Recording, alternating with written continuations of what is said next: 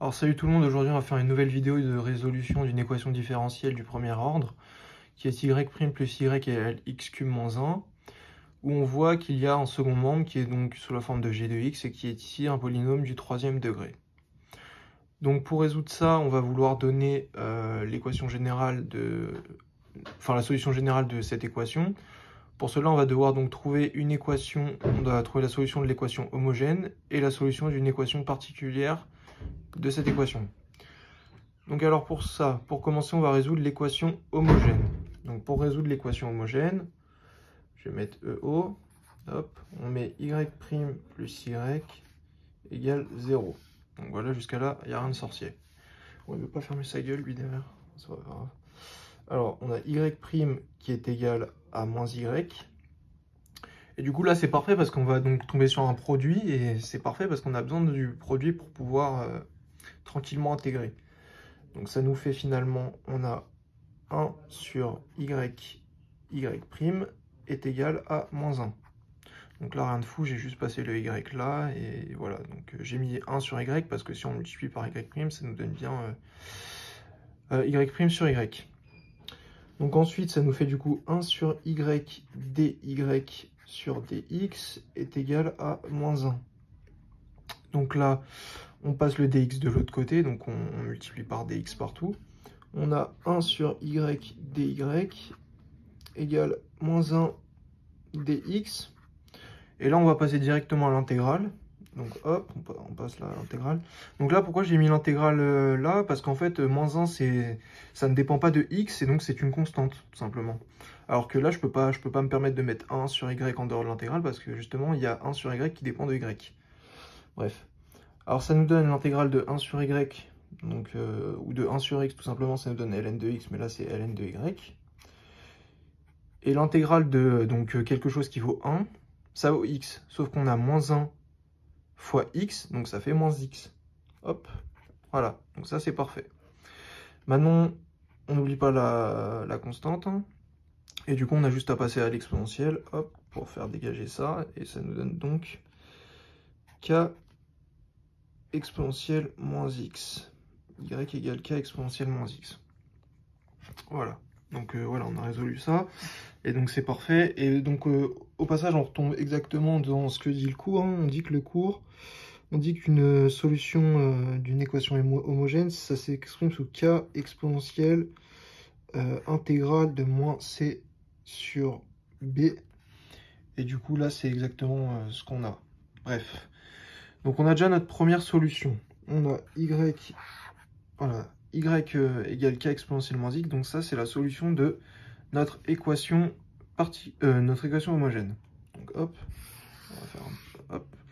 Maintenant, on veut résoudre cette équation, mais sous forme d'une équation particulière. Donc on va poser yp de x est égal. Donc là, à quoi est égal yp de x? Là, c'est la bonne question parce qu'on ne sait pas trop, on peut pas savoir exactement ce qu'on va mettre. Mais c'est pas si compliqué que ça en fait. En fait, on va vouloir trouver des solutions sous la forme d'un polynôme aussi. En fait, on va vouloir mettre un polynôme de ce côté-là et un polynôme de ce côté-là, et par identification en fait des coefficients, on va pouvoir trouver donc la solution d'yp de x. Donc en gros, on va mettre alpha x cube plus bêta x carré plus gamma x plus delta, voilà. On s'en fout, hein. Vous pouvez mettre A, B, C, D, enfin comme vous voulez, on s'en fout, c'est la même chose. Et donc maintenant qu'on a yp de x, donc on a posé ça, on voit bien qu'on a une dérivée hein, aussi dans notre équation, donc il faut tout simplement dériver ça. Donc ça c'est pas trop compliqué du sens où c'est que une somme de termes. Donc ça nous fait 3 alpha x2 plus 2 bêta x plus gamma. Voilà.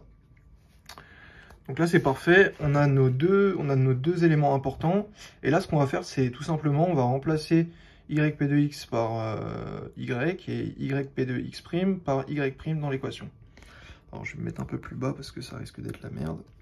Alors yp de x' on a dit que c'était 3 alpha x2 plus 2 bêta x plus gamma plus, donc là on a mis le premier terme ici, plus y, donc y c'est ça, alors plus alpha x cube, plus bêta x carré plus gamma x plus delta. Voilà, bon, là c'est un peu la merde parce que c'est un peu long comme équation, bref. Et tout ça, ça doit être égal à x cube moins 1. Voilà. Alors là, comment on fait? Eh ben en fait, c'est pas super compliqué. Comme on a dit qu'on raisonnait par identification, on a juste à regrouper les termes ensemble avec les coefficients qui vont ensemble. Donc c'est-à-dire, là j'ai donné un exemple tout con. Donc là, on a alpha x cube. On voit qu'il n'y a que du alpha x cube. Il n'y a pas de bêta x cube ou gamma x cube, bref. Donc ça veut dire qu'on va poser x cube facteur de alpha. Ensuite, on garde ce qu'il y a en x carré. En x carré, on voit qu'on a bêta x carré et 3 alpha x carré. Donc là, on va pareil, on va poser x carré facteur de 3 alpha plus bêta. Jusqu'à là, tout est bon. Hein. Si je redéveloppe x carré par 3 alpha, je tombe bien sur ça. X carré par bêta, je tombe bien sur ça. Donc c'est bon. Et enfin, il nous reste le x. Donc x facteur de quoi? De 2 bêta plus gamma. Et enfin, on n'oublie pas le plus gamma plus delta. Et tout ça, ça va être égal à x cube moins 1. Voilà, donc là, c'est... Donc en gros, tout simplement, pour faire simple, c'est comme si ici, donc, on avait alpha qui devait valoir ce coefficient-là devant. X carré, bah là, justement, on n'a pas de coefficient. Donc, ça veut dire que ce coefficient-là doit être égal à 0. On voit qu'on n'a pas de x non plus, donc ça veut dire que ce coefficient-là doit être égal à 0. Mais je vais expliquer un peu mieux après. Et là, on a gamma plus delta qui doit être égal à moins 1, parce que justement, ça fait partie de la constante. Et on voit qu'il n'y a pas de x, tout simplement.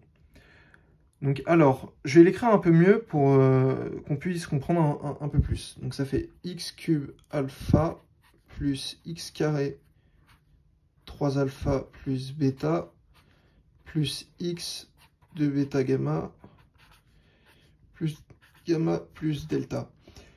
Et là, en gros, je vais montrer à quoi ça correspond. En fait, ça correspond tout simplement à là, comme si on avait un x cube, on avait plus 0x carré plus 0x plus moins 1, je veux dire, ouais, moins 1. Voilà. Et là, on va comprendre mieux pourquoi je vais écrire ce que je vais écrire là. Alors, on va écrire alpha égale 1. Donc là, ça paraît logique jusqu'à là, parce on cherche le coefficient devant ce x carré, qui doit être égal au coefficient devant ce x cube. Et là, c'est un x cube, excusez-moi. Donc on a bien alpha qui doit être égal à 1. Là, on voit qu'on a 3 alpha plus bêta qui doit être égal à 0. Parce que là, ce coefficient, je me répète, hein, ce coefficient-là doit être égal au coefficient ici, comme on procède par identification. Et donc, on a tout simplement 3 alpha plus bêta doit être égal à 0. Et du coup, on fait le même système pour les autres termes. Donc là, ça veut dire qu'on va avoir 2 bêta plus gamma qui est égal à 0, encore une fois, parce que voilà, hop. Et enfin, le dernier, on a gamma plus delta qui doit être égal à moins 1 cette fois-ci. Voilà. Donc là, en plus, c'est assez carré parce que voilà, sachant qu'on a une valeur de base, on peut tout trouver du coup. Donc on met alpha égale 1. Donc là, on fait, alors 3 fois 1, ça fait 3. On passe de l'autre côté, bêta moins 3. Maintenant ici, bêta, on sait que ça vaut moins 3. 2 fois moins 3, ça fait moins 6. Donc gamma égale 6. Et enfin le dernier, on a gamma qui vaut 6. Donc on fait moins 1, moins 6, ça fait moins 7. Donc delta vaut moins 7. Voilà. Donc là on a trouvé tous les coefficients qu'il fallait pour que ça soit égal à ça. Putain, ils veulent pas fermer leur gueule la vie, c'est pas grave. Bref.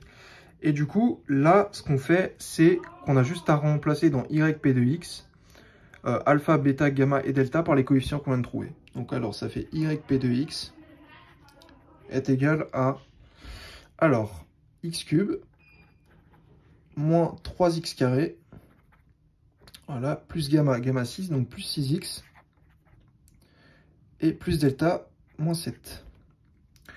Et là, si on veut être sûr de ce qu'on a fait est bon, on dérive ça.